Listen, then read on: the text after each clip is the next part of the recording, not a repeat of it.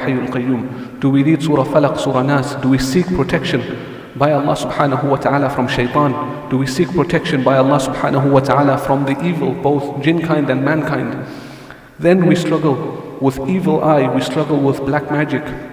Why? We are not seeking protection in Allah subhanahu wa ta'ala. This is a form of ingratitude. We are so busy with all the gifts that Allah subhanahu wa ta'ala has given us that we forget to thank Allah subhanahu wa ta'ala, and we forget to ask Allah subhanahu wa ta'ala to protect us firstly and to protect everything that He has given us.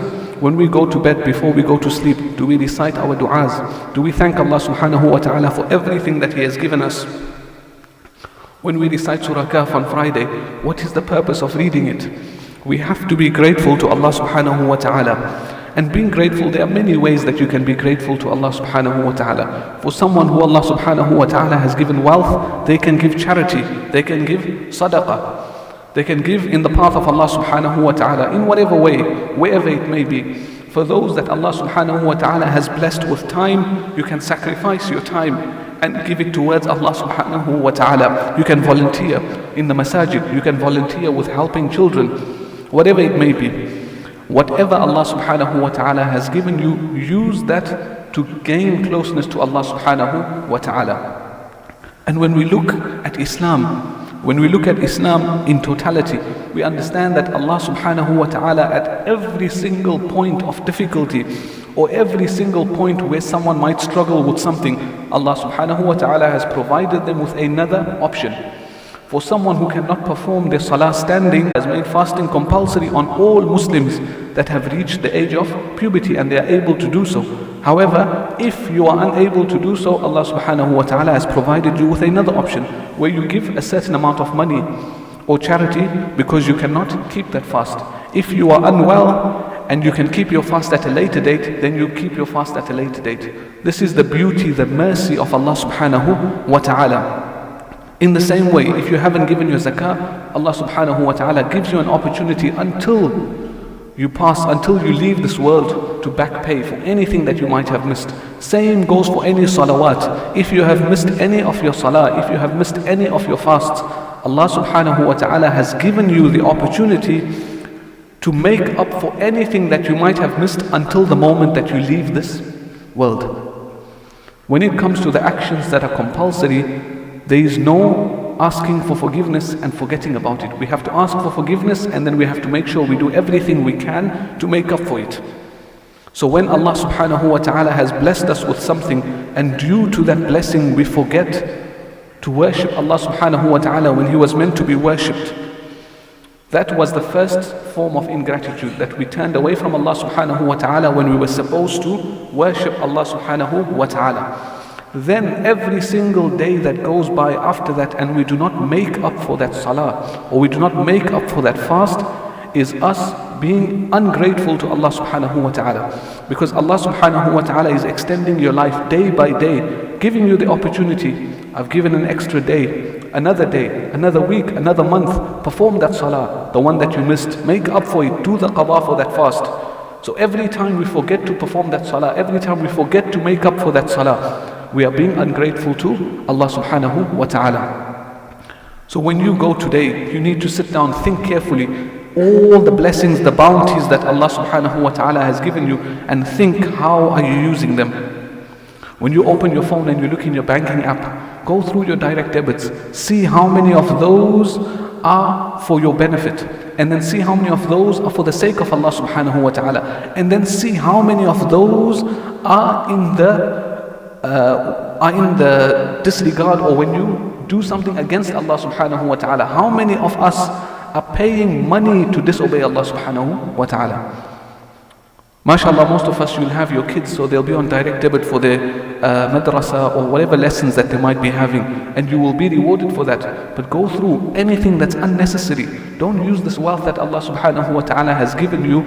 Don't use it, and don't let it be something that will be a witness against you on the day of judgment. When you come in front of Allah subhanahu wa ta'ala, and all that wealth that you amassed is there in front of you, and it will bear witness against you to say that this person had all this and they used it in the wrong terms, they used it in the wrong manner. They were ungrateful and they used it to turn away from Allah subhanahu wa ta'ala. So when Allah subhanahu wa ta'ala grants you something, use it as a means to gain closeness to Allah subhanahu wa ta'ala. And we have to understand that everything that happens to us, there is a reason for it, and it is only there for us to gain closeness to Allah subhanahu wa ta'ala. When something afflicts us, it is there so we can turn to Allah subhanahu wa ta'ala. When something good happens to us, it is there so that we can turn to Allah subhanahu wa ta'ala and thank Him.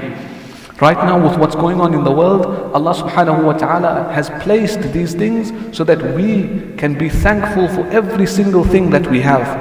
Some of us might be losing our sleep, but that's the only thing you're losing.